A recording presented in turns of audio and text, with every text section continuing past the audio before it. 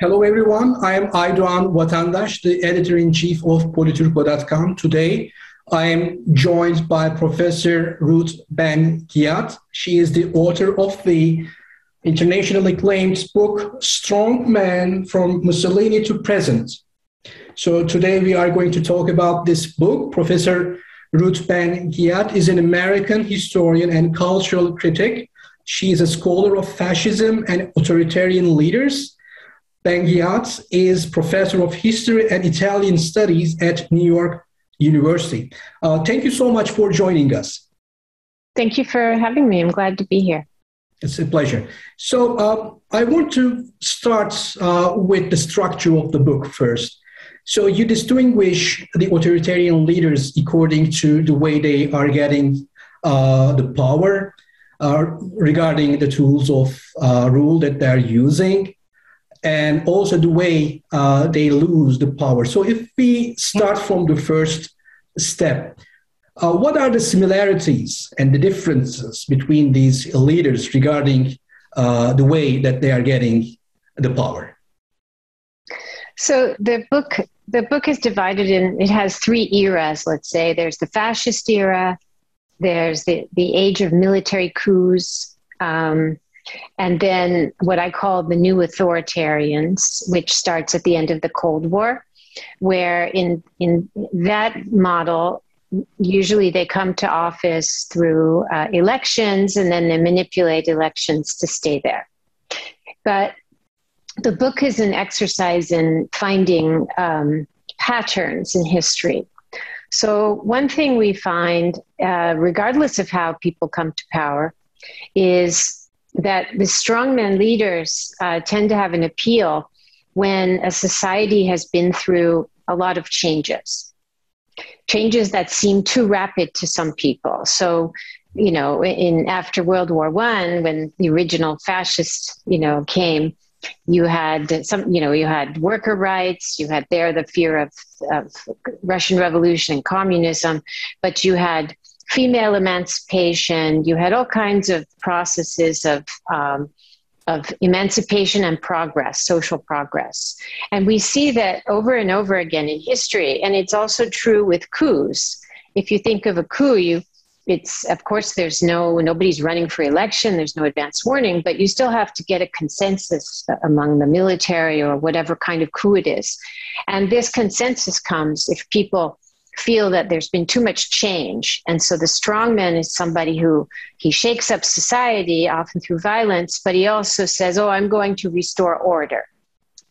Mm-hmm. And in the United States, we had, it was ready for this after 8 years of Barack Obama. Some people felt he should never have been president. There was legalization of same-sex marriage. There are women admitted to combat in the military, lots of changes. So somebody like Trump was yet again an example of someone who was in the right place at a time many people felt they were losing their privilege. They had a lot to lose. Mm-hmm. And what about the tools that are using? Have you ever seen some patterns in this as well? Yeah, so I decided to structure the book in not only chronologically, but really the core of the book is an examination of these tools. And I decided to focus on propaganda, on corruption, on violence, the myth of national greatness, will make Turkey or United States or Russia great again. So those are the ones that I focused on, and each chapter goes over 100 years. And it was more challenging to write this way, but I wanted the reader to be able to open, for example, the propaganda chapter and see what stays the same, like personality cults, the rules of personality cults. It's amazing. They have not changed. Hardly at all over 100 years. And then, of course, what has changed, like now we have social media. And so what is the effect of social media on, what is new about it and what is old principles? Right. So you're saying that all the strongmen, all the authoritarian leaders that you focused on in your book have patterns, for example, like cult of personality. But, for example, Trump might be different than previous leaders because he was successfully using the social media as a propaganda tool. This is what you're saying. So, for example, when you focused on Hitler or Gaddafi or Mussolini or Turkey, so you're saying that these are the patterns. They all used these tools to remain in power. Yeah. Now, I am a historian, so it's very important to say that the outcomes are different. Yes. What happens, we still have mass violence. We still have targeting of minorities. But we don't have today a Holocaust on this level, which came during World War II. So the outcomes are different. The biggest change is there's fewer, outside of communist states, one-party dictatorships. Right. That's an old formula. Today, you keep a little opposition going. You don't have to shut down elections. You just, make them fraudulent. And then you can say, oh, we're not dictators because there are elections here. So the outcomes are different. But it was very striking how one example of what doesn't change is that all of them, whatever their system, a coup or military dictatorship or a fascist regime or, Bolsonaro and even Trump, they're in democracies, they create these inner sanctums of government because they're all very corrupt. And the inner sanctum is filled with flatterers and sycophants and family members. It's very important with the autocrats. You have this in Hungary today, in Turkey, you had it with Trump. You have to have family members and sons-in-law are very popular, who are there to, because they can keep secrets, and it's like this kind of oligarchy. And so some people call these mafia states. And the other key is that the strongman is a bully, but he also can't stand any criticism. And so he has to have around him only people who will flatter him. Right. And I show in the book that over the long run, this makes for very bad government because they make stupid decisions and they start to believe their own propaganda. And so you see this over and over again. But this I didn't, for example, with Trump, who's ruling in a democracy at the time, I didn't expect to find such similarities, but they were there. Mm-hmm. But before Trump elected, as a social scientist, were you expecting him to be elected as president?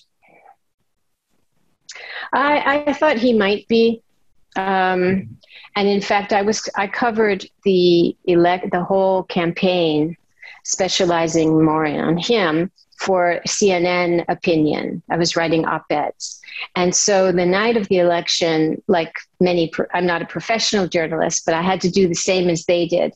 You created a piece with two possible endings, one for Hillary Clinton. But I realized very early that he was going to win. And I had started writing about him in 2015. Yeah. And really early, because of my studies in fascism, I saw really early, for example, in January 2016, I wrote a piece about saying that if Trump got the nomination, and this didn't happen for 6 months, but so January 2016, I said, if he gets the nomination, he's going to have a personality cult, like Berlusconi, like Putin. And no one would publish this op-ed because it seemed very strange. What happened? Right. Yeah, it seemed totally out of just not rational. So I only got it published because I opened a blog. I created a blog on HuffPost where there's no editorial. Anyone can do it practically. And that's how it got published. But this happened repeatedly. So I was able, because of my training, to predict a lot of what Trump would do because of this authoritarian playbook. But one thing, Americans, although there's so many people in America who are there because they fled authoritarian states, or they're immigrants from, they just so worldly and global. Mm-hmm. But a lot of Americans didn't want to believe that this could happen in America. Right. So there was a lot of denial about Trump. So American people decided not to elect him again, and this definitely tells us something about the American society, American people, that they were trying to protect their democracy and democratic institutions.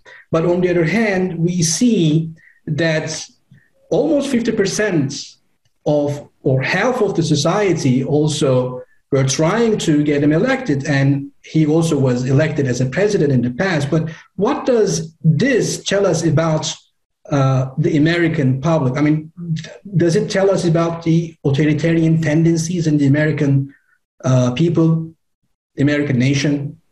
How do you see this? Well, what we have right now is like two nations in one. And something that is very different in America to other countries, and turns out to be more dangerous, is that we have only these two huge parties, right? In many other places in the world, there's many parties, and so they can form a coalition to block somebody. Here, and also it means that if there's a radical party, a radical right-wing party or whatever, they can be neutralized. But here we have that one party, the Republicans, was taken over basically by Trump, and now it's become an authoritarian party.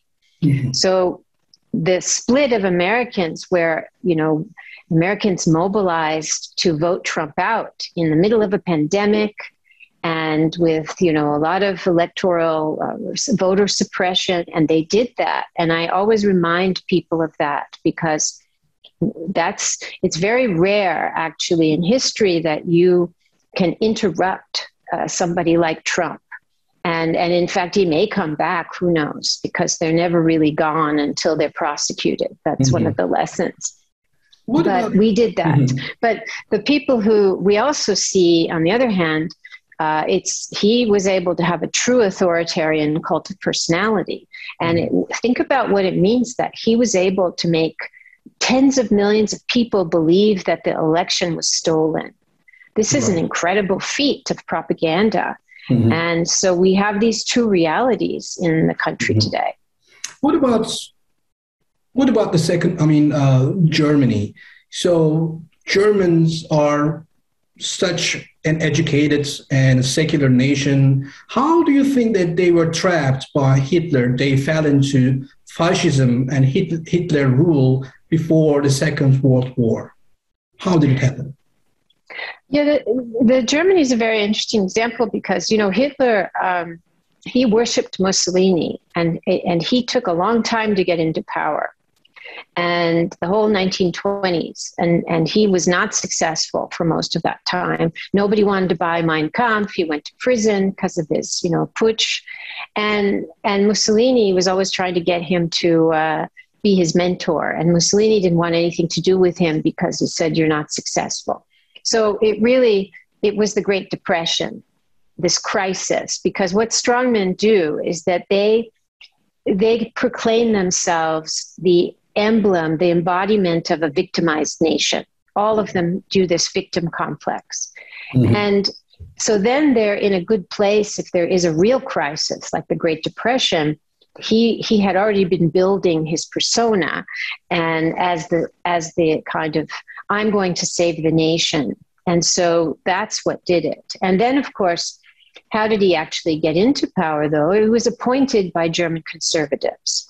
And another theme in the book, which is a sad theme, is that over and over again, conservatives and elites, business elites, political elites, they put these men into power. They help them get to power because they think that they're going to solve their problems. And in the fascist years, it was, let's get rid of the left, or let's, whatever the agenda is. And then inevitably, they get cast aside. And sometimes they become the victims of these strong men.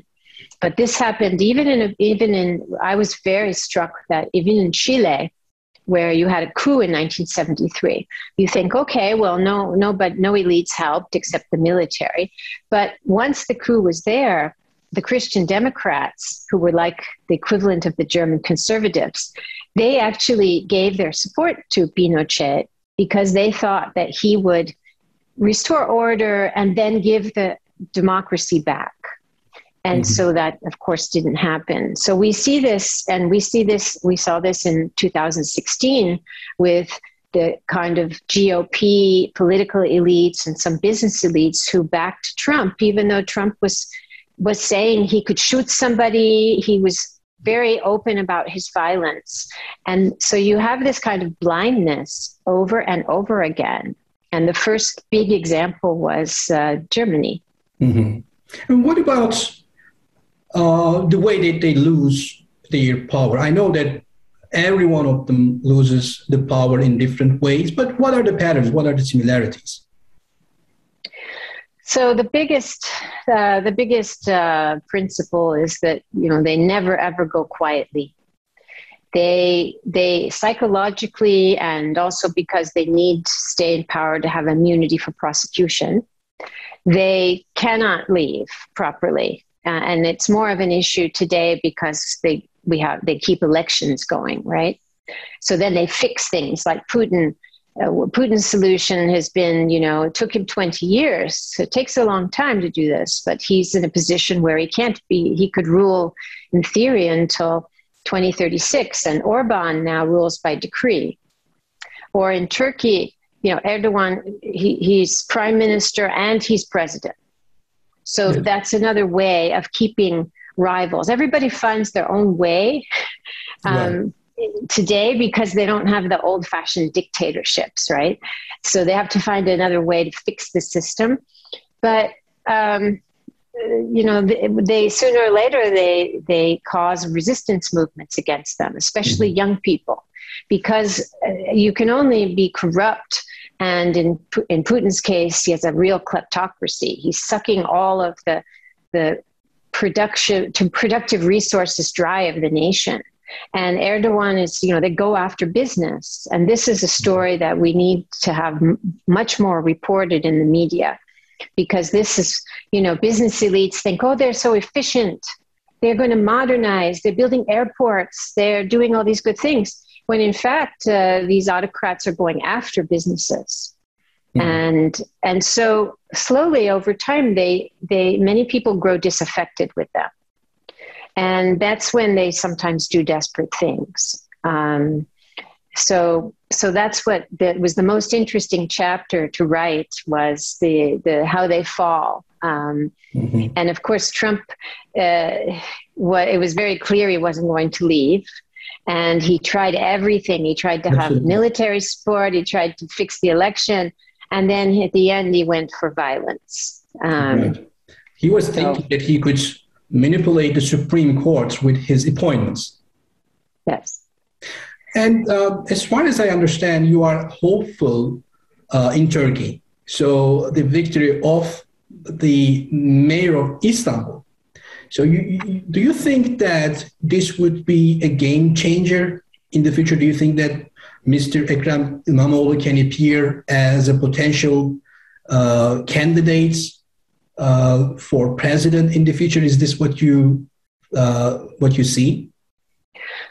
I'm not an expert on Turkish politics, but I studied that very carefully, and I wrote about it in the book because I was very moved, very impressed by this anti-populist playbook, really, that he used, and everything he did, and the message of radical love and going to the streets instead of, having these masses, the leader who has this false emotion. Erdogan's always crying, and yet he's always threatening people. And Ekrem did something totally different. And so this could be replicated. And now he had to go through a lot because, of course, Erdogan did not want to he tried to fix the system. So I found this very, very hopeful. Mm-hmm. I also find hope in the fact that many young people, it's really everywhere in the world, you see a lot of the opposition to autocrats is from young people. And young people they're the most what's the word, vulnerable to disinformation because they're online so much. But you also see that they're the ones, that's where resistance against autocrats always starts.